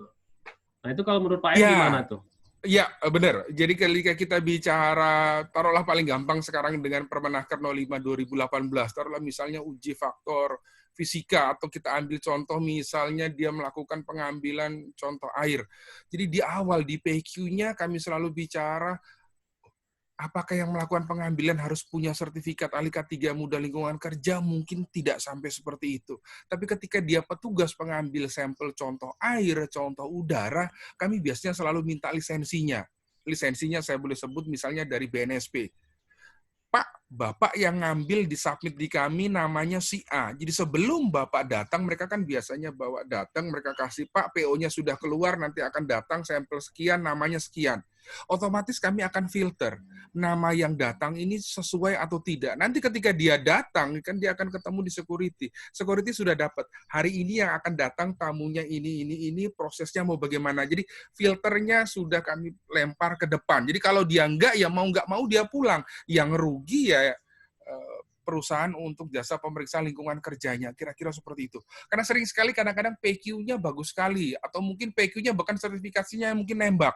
Ngambil nyomot sana, nyomot sini. Tapi ketika di lapangan, saya tadi bilang, dokumennya begitu indah kan buat kami yang kami lihat sehari-hari itu implementasinya seperti apa. Kira-kira seperti itu sih Mas Denny. Ya. Hampir sama. Saya misalnya inspeksi juga misalnya terkait dengan yang datang misalnya truk untuk ngambil limbah B3. Yang dijanjikan di awal truknya ini. Ternyata yang datang mungkin karena permintaan cukup padat, truknya beda. Oh, ternyata truknya beda, izin daripada Kementerian Lingkungan maupun Perhubungan Daratnya berbeda. Sering sekali hal tersebut terjadi. Jadi, ya, filter di awalnya. Dan juga balik lagi, semua orang harus tahu konsekuensinya ketika ini akan memperlambat operasi mau seperti apa. Karena kan goalnya tidak hanya productivity, tapi juga aman dan selamat. Kira-kira seperti itu, Mas Denny. Oke, pertanyaan berikutnya dari Pak Dede Gunawan. Apa beda inspeksi K3 dan audit SMK 3? Audit K3. Nah, itu kapan digunakan dan posisinya itu ada di mana kalau di PDCA? Nah, seperti itu, Pak. Oke. Nah, menarik sekali. Berarti kita coba balik, apa sih bedanya dengan audit dan inspeksi? Jadi kalau kita bicara audit, kita lebih melihatnya kepada sistem. Kalau kita bicara inspeksi, kita lebih melihatnya kepada objek. Saya kasih contoh. Misalnya kita bicara tadi inspeksi APAR, paling gampang lah kita bicara inspeksi APAR. Oh, ternyata dilihat inspeksi APAR, ternyata pressure-nya untuk misalnya dry chemical dia sudah low. Itu adalah inspeksi, karena kita bicara melihat kesesuaian objek terhadap standarnya. Kalau kita bicara audit, kami tidak akan pertama hanya lihat dengan alatnya, kami lihat dulu prosedurnya bilang apa. Prosedurnya bilang melakukan inspeksi itu, pemeriksaan itu apa saja, yang diperiksa itemnya apa, yang melakukan siapa, frekuensinya kapan. Kami bahkan sampai lihat, boleh kami juga dilihatkan pemeriksaan APAR untuk beberapa waktu yang lalu. Jadi melihatnya kalau audit itu dia secara keseluruhan, bahkan ada proses tanya jawab di situ agar bukti yang dikumpulkan benar-benar tidak hanya melihat satu kejadian, tapi dia melihatnya secara sistem. Bahkan kita coba lihat, kalau APAR-nya begini, bagaimana dengan kita bicara prosedur terkait dengan sistem fire protection yang lain ya? Bagaimana misalnya secara sistem, misalnya terkait dengan hidrannya? Bagaimana terkait dengan misalnya tabung SCBA-nya? Taruhlah, ambil contoh, Permenaker 04/1980, dia minta bahwa APAR itu seringkali rekan-rekan hanya lihat refill-nya, tetapi setiap 5 tahun dia minta dilakukan hidrotes. Secara inspeksi, APAR itu tidak dilakukan hidrotes. Kita bisa lihat. Secara sistem saya akan lihat. Kalau bejana tekan taruhlah di APAR tadi tidak dihidrotes, perusahaan ini kan juga punya SCBA. APAR-nya tidak dihidrotes, SCBA-nya dengan sistem yang sama sebagai bejana tekan, dia lakukan tidak untuk hidrotesnya. Kira-kira seperti itu. Jadi kalau inspeksi hanya bicara objek, kalau audit dia bicara secara sistemnya, PDCA-nya berjalan dengan baik atau tidak. Kira-kira seperti itu. Oke, luar biasa. Ya. Oke, sebelum kita lanjutkan, saya pengen teman-teman semua mengisi polling dulu kepuasan pelanggan kita. Silakan teman-teman diisi ya. Oke, pertanyaan berikutnya dari Mbak Rosita Mukun nih. bagaimana kalau misalkan setelah diinspeksi dan hasil laporannya baik itu Pak M, tapi ya ini di pabrik ya, tapi kemudian besoknya atau 2 hari berikutnya setelah lakukan inspeksi terjadi kecelakaan di pabrik tersebut atau alat tersebut. Nah, ini siapa yang tanggung jawab nih? Nah, gitu Pak M. Oke.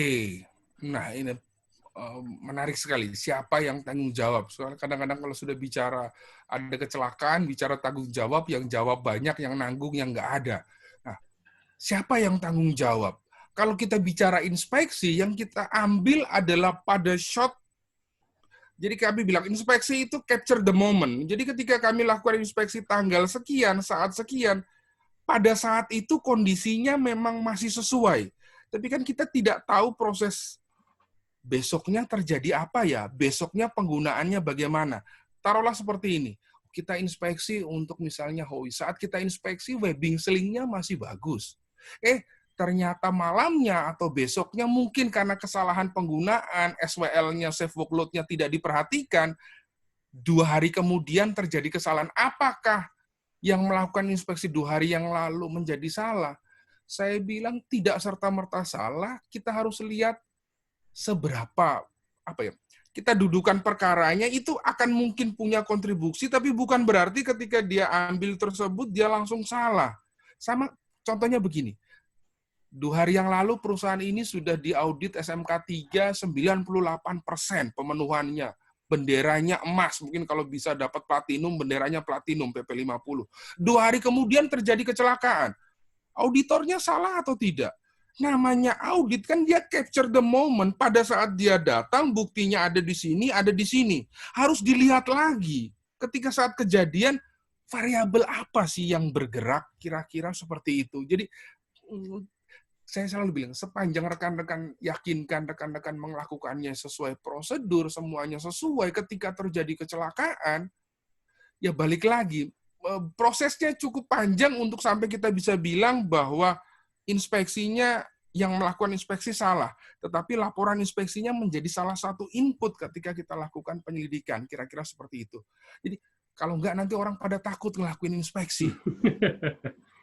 Sama persis. Takut jadi orang Alika 3 juga nih Pak, disalah-salahin dulu. Kerja udah all out, tapi gaji all in ya. Ya, sama persis. Ketika kita sharing, Anda bisa lihat yang kemarin itu yang 14 April, salah satu safety in charge kemudian menjadi tersangka karena tidak melakukan pengurus izin kerja. Akhirnya ketika kita coba lakukan stand down, kita lakukan sosialisasi, orang bilang, Pak, kalau kayak gitu saya nggak usah lah Pak ngisi permit to work Pak. Nanti kalau ada terjadi apa-apa, nama saya kan yang ada di situ Pak, saya tanda tangan. Nah itu tadi, semua yang kita lakukan pasti akan selalu ada konsekuensinya, tinggal bagaimana pilihan yang kita ambil, ya disitulah saya selalu bicara ada tanggung jawabnya, ada tanggung gugatnya, kira-kira seperti itu. Oke, kita buka penanya berikutnya. Teman-teman kalau mau langsung bertanya silakan gunakan raise hand ya, karena ini banyak banget nih pertanyaannya ya. Saya bingung nih. Nurul Sandria Sasra, silakan Mbak Nurul. Mbak Nurul. Ini Pak M nih background-nya kayaknya Ampera ya, baru sadar saya. Oh iya, kan saya pernah diajak makan dekat situ sama Mas Denny, jadi saya ambil ini Mas. Mbak Nurul, halo? Oke, sambil menunggu Mbak Nurul, ada pertanyaan langsung dari ini. Pak Alam Subarka, saya mau tanya, dasar-dasar untuk membuat checklist inspeksi itu apa saja agar bisa tercatat seluruh area yang diinspeksi?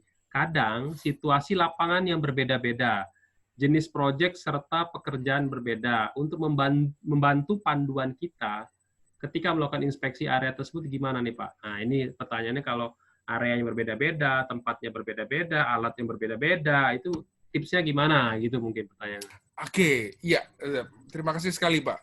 Jadi biasanya tadi saya contohkan inspeksinya adalah general. Biasanya orang punya inspeksi, kalau saya boleh ambil, dia biasanya lihat terkait dengan housekeeping-nya. Dia lihat misalnya terkait dengan alat pelindungnya. Dia lihat misalnya terkait dengan fire protection-nya. Dia lihat misalnya, Pak, di sini kami di workshop, Pak, di workshop ada begitu banyak sekali kami punya tabung gas bertekanan, argon, asetilin, dan yang lain.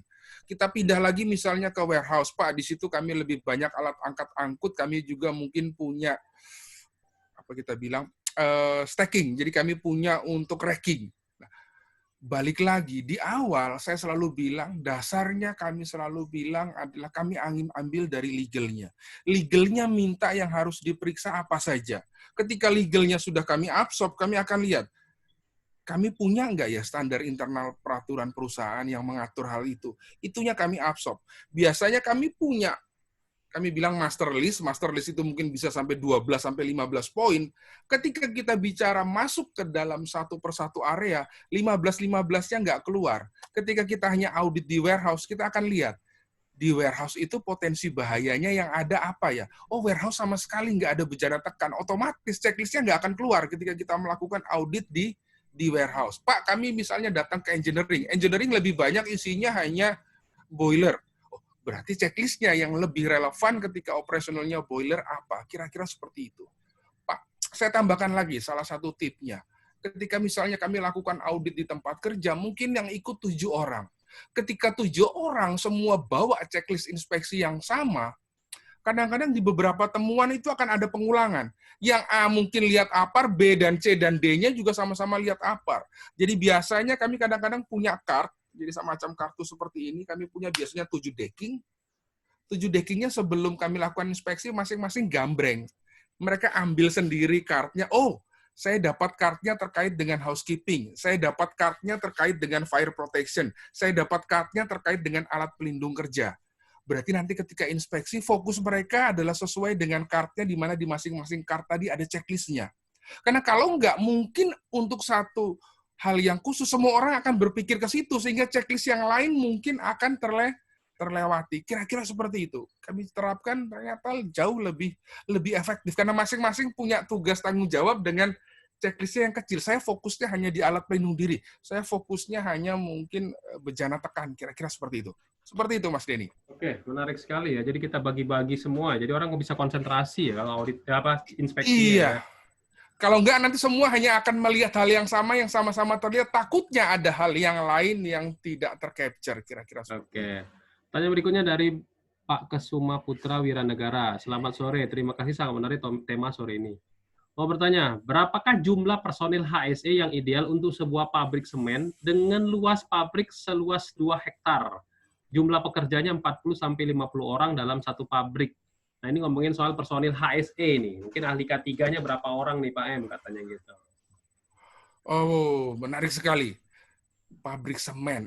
Oke. 2 hektar. Kalau 2 hektar. Jadi saya biasanya selalu bicara, kami bilang, kalau taruhlah untuk semen saya mungkin tidak punya sampai know-how-nya seperti apa, saya sharing di kami. Ketika kita bicara, saya base-nya lagi on peraturan, Pak, kalau bicara untuk mungkin P2K3, 100, jauh lebih spesifik lagi kalau rekan-rekan lihat, saya sharing know-how, saya mungkin kurang lebihnya Bapak bisa lihat, karena tergantung potensi bahayanya, ini yang ingin saya tekankan. Di kami, saya sharing, karena background saya di chemical, kami bicaranya di 18799. Ketika di 18799, kami bicara risk base. Risk base-nya adalah kami lihat nilai ambang kuantitas daripada bahan kimia. Semakin banyak bahan kimia yang toksik, mungkin mudah terbakar, mudah meledak. Kalau di luar mungkin lebih banyak orang mudah tersinggung. Semakin besar bahan kimia tadi, dia akan menentukan potensi bahayanya. Yang satu potensi bahayanya tinggi, yang satu potensi bahayanya menengah. Ketika dia potensi bahayanya tinggi, dia dipersyaratkan minimal ada 1 ahli K3 kimia, dan ketika dia bekerja di shift, ada 5 petugas K3 kimia. Ketika dia potensi bahayanya menengah, personelnya menjadi berkurang. Jadi bayangan saya, kami tidak lihat luas hektarnya, goalnya tetap balik lagi risk-based thinking-nya. Di sini dalam hal ini kalau kami di kimia, kami melihat seberapa besar nilai ambang kuantitas bahan yang disimpan. Kira-kira seperti itu. Kalau terkait dengan semen, mungkin mohon maaf, pemahaman saya belum sampai ke sana, kira-kira aturan di semen seperti apa. Tapi kalau di chemical, balik lagi, risk-based thinking-nya itu yang kami mainkan. Kira-kira seperti itu. Iya, kalau di konstruksi ada juga Pak M. Jadi di Kepdirjen 20/2004 itu berdasarkan jumlah tenaga kerja dan lama proyeknya. Dan itu juga ada level ahli muda, madya, utama. Jadi teman-teman ya, ini masukan juga ya. Jadi teman-teman kalau menentukan berapa jumlah petugas K3-nya, atau ahli K3-nya, ini ahli K3 apa dulu gitu ya. Kalau ahli K3 umum mungkin kata Pak M tadi 100/1 karena memenuhi P2K3 gitu Pak M ya. karena di tempat kerja, ya kan? Tempat kerja mempunyai potensi bahaya tinggi. Tapi kalau bahan kimia ngikutin Kepmenaker 187/99 ya. Terus kalau listrik ada lagi, listrik tuh ada Permenaker nomor 12 tahun 2015 mengikuti tegangannya. Kalau ada 200 kVA harus ada ahli K3 listrik. Kalau di bawah 200 tapi di atas 50 harus ada teknisi K3 listrik. Jadi seperti itu ya teman-teman ya. Ya. Oke, berikutnya pertanyaan langsung raise hand dari Pak Munawir Wahid. Silakan Pak Munawir. Siapa yang duluan ya? Pak Dimas Aldi. Pak Dimas. Oke, Pak Dimas silakan. Ya, selamat sore Pak M dan Mas Denny. Oke, selamat sore Pak Dimas. Mungkin saya mau menanyakan ketika melakukan metode inspeksi tadi, adakah batasan-batasan yang tidak harus kita lewati, semisal seperti batasan engineering? Saya ambil contoh, ketika kita menginspeksi untuk pekerjaan earth moving, perlukah kita mengidentifikasi sampai sejauh untuk soil test begitu, Bapak? Oke, menarik sekali, Pak. Oke. Teknis sekali, menarik sekali, Pak. Oke, jadi ketika kita bicara melakukan inspeksi tadi, apakah kita bicara ada batas untuk engineering-nya? Kita balik lagi, saya selalu bicara pelaksanaan di awalnya seperti apa. Untuk proses inspeksinya, goal-nya di mana? Masuk nggak itu ke dalam scope daripada checklist-nya? Ketika ternyata di dalam scope checklist-nya, dan juga yang melakukan tidak punya kompetensi know-how-nya, karena itu masuk ranahnya engineering, maka kami balik lagi. Pada saat dunia tetap kembali ke kitohnya, Pak. Perencanaannya dia bilang apa? Jadi kami hanya berhenti sampai di situ. Yang ini tetap harus dilakukan, misalnya soil test, tapi yang melakukan adalah pihak engineering. Kira-kira seperti itu, Pak. Karena kalau enggak, nanti akan ada overlapping, Pak. Loh, kok dilakukan lagi ya? Kan sudah dilakukan di inspeksi yang kemarin. Akan dipertanyakan, yang melakukan kemarin kompetensinya ada di mana? Karena ini ranahnya kami selaku engineering, kami yang punya know-how-nya. Kira-kira seperti itu, Pak. Atau kalau mau gampang, engineering-nya ikut sekalian diinspeksi, berarti checklist-nya ditambahkan kalau Bapak mau sekali mendayung, Pak. Kira-kira seperti itu, Pak Dimas. Oke, kita lanjut.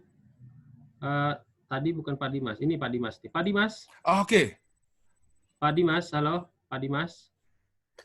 Pak Dimas, langsung aja di... tadi Pak Dimas bener ya, Pak Dimas tadi ya? Tadi perasaan Pak Dimas, ya. Oke. Saya disable dulu. Siapa lagi ya? Oke. Langsung aja pertanyaan yang di sini aja. Pak M, nah ini dia. Kalau checklist ergonomis tuh apa aja sih yang diperiksa? Ini Pak Eko Pangestu nih nanya nih. Oke, menarik sekali, Mas. Masih belum familiar nih kalau checklist ergonomis tuh ya. Oke, checklist ergonomis cukup banyak sih. Saya bicara checklistnya paling gampang kalau di kami lihatnya berdasarkan Rula dan Rebanya. Kebetulan kami punya ahli ergonomis industrial hygiene-nya tersendiri.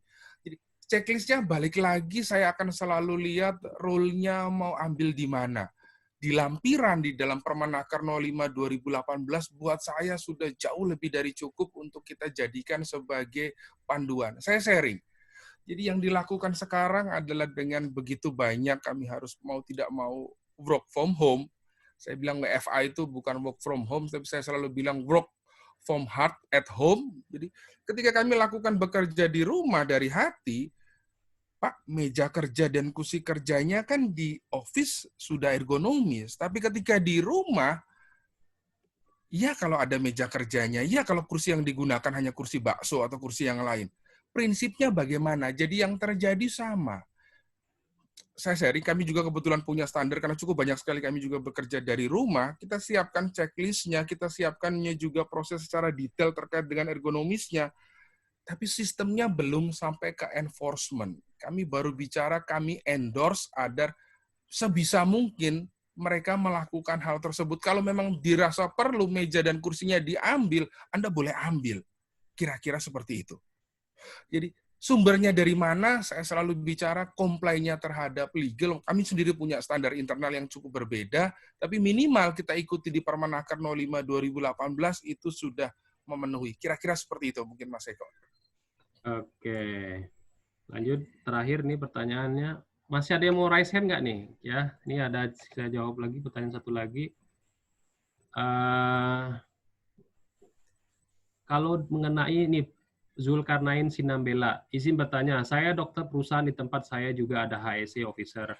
Siapa yang berkompeten melakukan inspeksi tempat kerja di mana bos kami meminta dokter dan HSE bertanggung jawab.